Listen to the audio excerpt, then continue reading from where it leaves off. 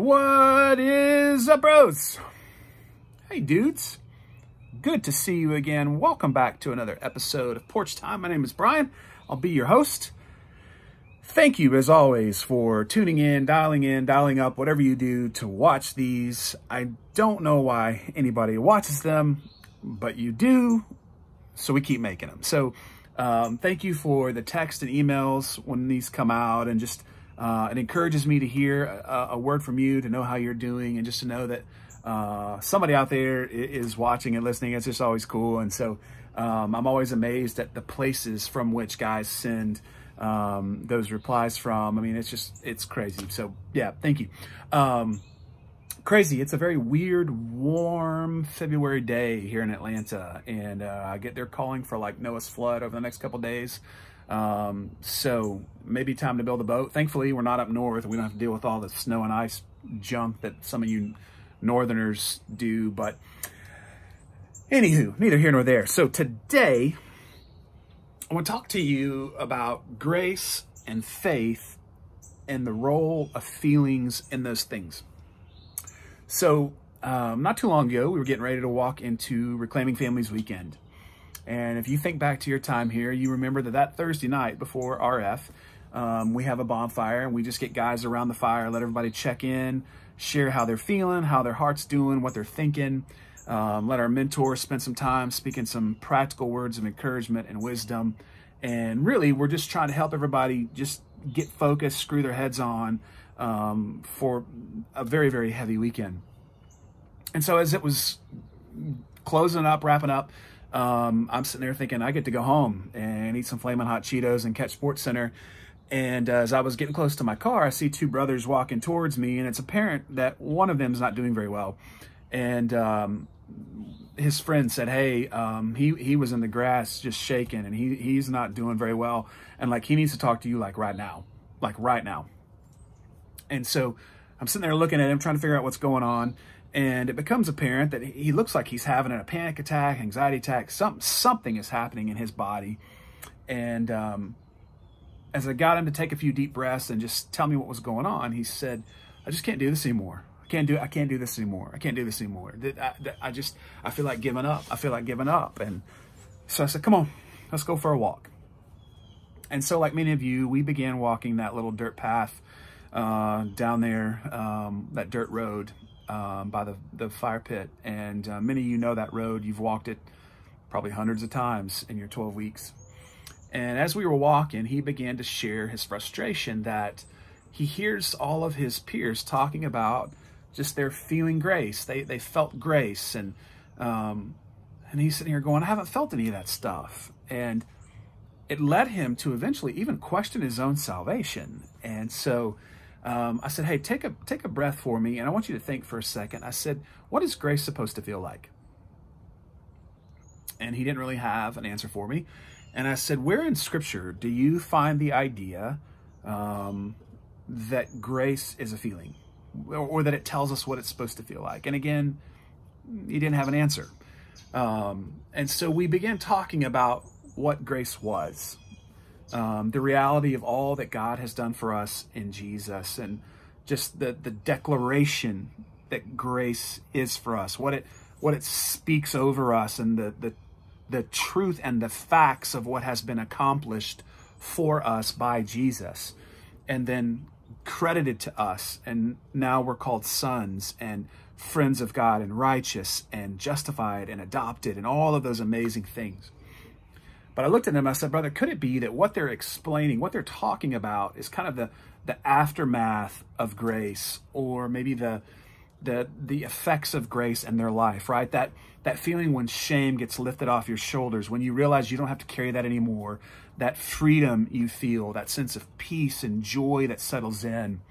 And so it just got me to thinking about this thing called feelings, right? We talk so much about it at HopeQuest. You show up here and you're like, I have never seen so many dudes talking about their feelings in all my life. And you begin to learn that in one sense, addiction is a feelings disease, right? We're doing what we've been doing to avoid feeling something, or we've been chasing something in hopes of catching a feeling that we that we're after. I don't know. But it's a feelings disease in one sense. So we try to help you understand what you're feeling, to give it a name, and then to help you as you gain self-awareness, learn that those feelings usually come from somewhere. Something usually sparks them, triggers them. And so that gift of self-awareness, that merciful gift of self-awareness, to be able to know what you're feeling, what it is, where it's coming from, and then obviously what to do with it, how to cope with it in a wise way. But I also want to talk about, it's so dangerous, right? When we start anchoring the hope of our salvation and what we're feeling. You'll hear people say, man, I don't feel like a Christian. And I always go, what is it supposed to feel like? What does that mean? In Ephesians 2, Paul writes that we are saved by grace through faith. And you could say it another way. We're saved by grace through faith. We're saved by grace, not through feelings. And a lot of us are looking for that assurance, that hope, based on how we feel. And of course, you've heard me say, our feelings often preach a false gospel. Our feelings lie to us a lot. Some of you guys know that feeling of going, man, I feel so alone. We know we're not alone. I know I'm not alone, but man, I sure feel that way. I feel abandoned. I know that in Jesus, those things are not true. I may feel it, but it doesn't make it true. 2 Corinthians 5, Paul says we walk by faith and not by sight. Or we could again say another way, we walk by faith and not by feelings. But why is it easy? It seems so much easier to walk by those feelings than it does by faith. And part of it is because those feelings are so real and they're so present and they're so, for a lot of us, they're weighty. And especially a lot of us, when you're dealing with shame, you know how heavy that is on your soul. You know that weight of what that feels like.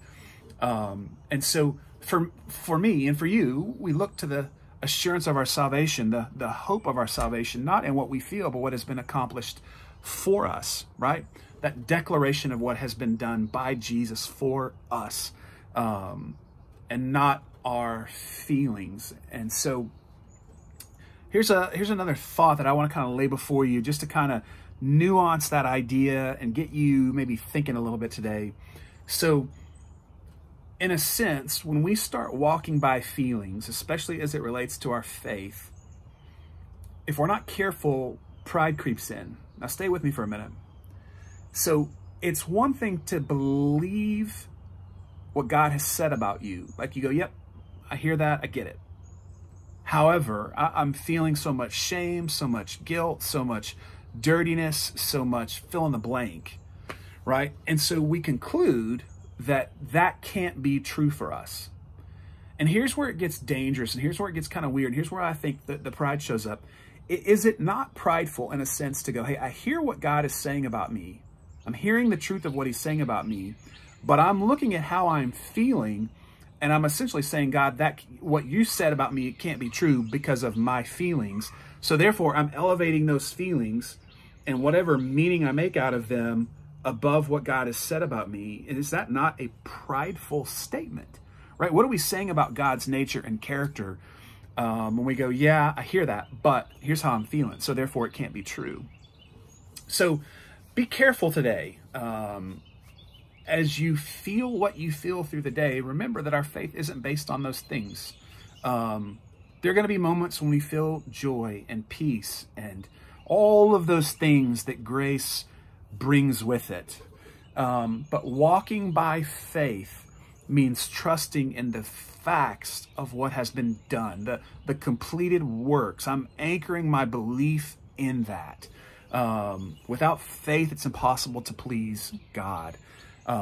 So at the end of that walk, as I was walking with that brother on the dirt road, we walked for about an hour, and he said, man, Pastor B, I feel so much relief just talking this out.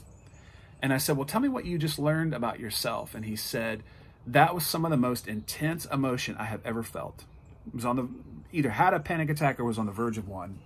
And God only knows what he would have done had he not been in a place like this. But he said, I learned that those emotions will pass. And he said, and I learned that when those emotions hit, I can't walk with them alone, right? And so just having someone there, pick up the phone, brothers, when you're feeling that kind of stuff. Don't fight alone. If I can encourage you today, don't fight alone. And to remember that today is not the day to quit. Today is not the day to give up. Your feelings will pass. Your feelings come and go. They change like the weather, right? They come and go. And remember, sometimes, like I saw with my brother, just talking about it helps. But you've got to be willing to be vulnerable to talk about those really, really intense feelings. Because most of us prior to HopeQuest, we didn't talk about this stuff. And most men in general don't talk about feelings. But I don't know if this has made any sense for anybody. It makes sense in my head. It probably doesn't translate well. Anywho. So if this makes any sense, praise God. But I hope this video finds you guys doing well. Life here is crazy. Our house is slammed full.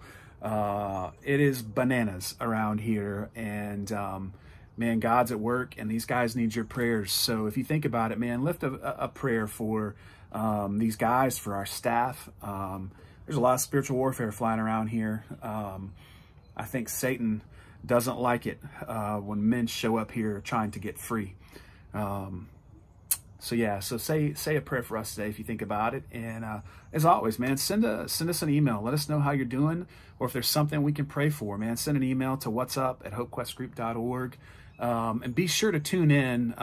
Troy, our CEO, has got a YouTube channel he created as well, and he's going to be sharing some exciting things coming this year that we want you to be aware of, be a part of, be able to participate in. So be sure to look for those. I think you can find that channel on this page or wherever you're watching. I don't know. Yeah. Anyways, I think I've rambled on long enough. Miss you guys. Thank you for allowing me to play a very small part in your journey while you were here. And praying for you guys today. And as always, please don't forget that God is with you. And until next time, kids, man, get off my porch.